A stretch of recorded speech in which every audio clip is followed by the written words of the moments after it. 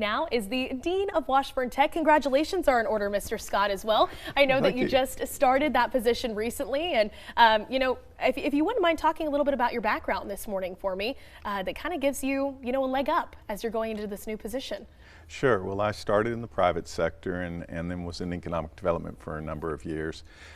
And then about 7 years ago, I joined the Board of Regents. And I joined it as the Vice President of Workforce Development. And in doing that, we worked with the Post-Secondary Education Authority and worked with all 26 of our two-year colleges, both technical and community colleges, as well as our public universities.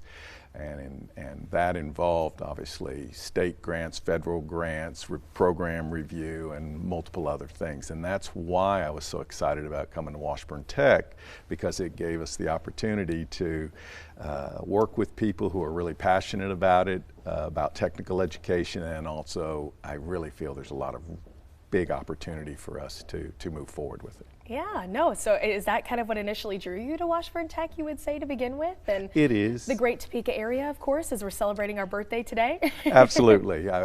Having been here and worked with the people, worked with the community members, the business and industry and everything like that, that's one of the big reasons why I wanted to be here, because there is just so much potential that I think we can do, and there's just, as I say, tremendous people we're working with. Hey, there are some tremendous people here, and there's a lot of potential. I think you're completely right about that. But speaking more about technical colleges as well, I know you have many, you obviously have a well-versed background with them. What are some of the, challenges and the opportunities that really comes along with going to a technical college? I know that's a loaded question here, but if you can just give me a brief answer this morning, that'd be wonderful. Sure. I think the opportunities are, we have all these new businesses coming in the area and expanding in the area, and there's just so much that we can do to continue in the development of economic development and training the workforce.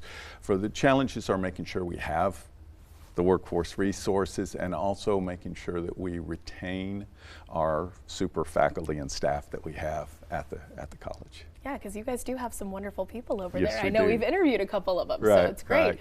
And I know that spring semester is enrollment's still open, correct, for that next semester. So how can students go about doing that? And what do you say to any students out there maybe that are watching and are kind of, teeter-tottering and maybe not sure if they want to get into Washburn Tech? What would you tell them this morning? Sure. We have classes start the 8th of January. We have over 30 programs that you can choose from, anything from medical to plumbing to a wide variety. And we have multiple scholarships and financial grants, apprenticeships, and even if life happens, as you know, and even if you didn't have or were able to did not get your high school degree, we have a way for you to even come back and get your high school degree. And so we'd love to be able to work with anybody who has an interest. Please give us a call or come on by. So you can really work with those people and those students and help them get those opportunities as well.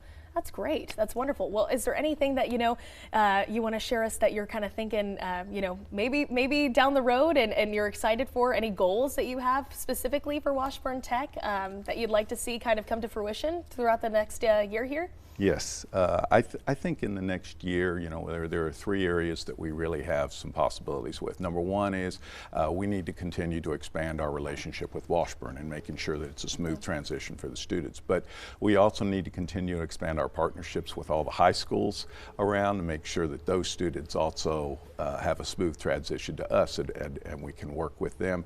And then lastly, of course, as important as anything, we need to make sure and expand our partnerships with our business and industry, and that we're doing the training that they need, that meets their needs, and that we can provide them a skilled workforce. Yeah, and keeping, correct me if I'm wrong, but kind of keeping that workforce here in Kansas too. There's so many great businesses right here in Kansas that I'm sure you guys would love to see your students go on and work for as well, right? Absolutely. That's one of the big things about technical education. Most of the people who get it actually stay in the surrounding area and stay in the community and are great participants, and the salaries are very competitive, and you can earn a really good living doing that. Well, hey, and congratulations again this morning, Scott. It's wonderful talking to you, and thanks so much for coming on this morning. Thank you for having me.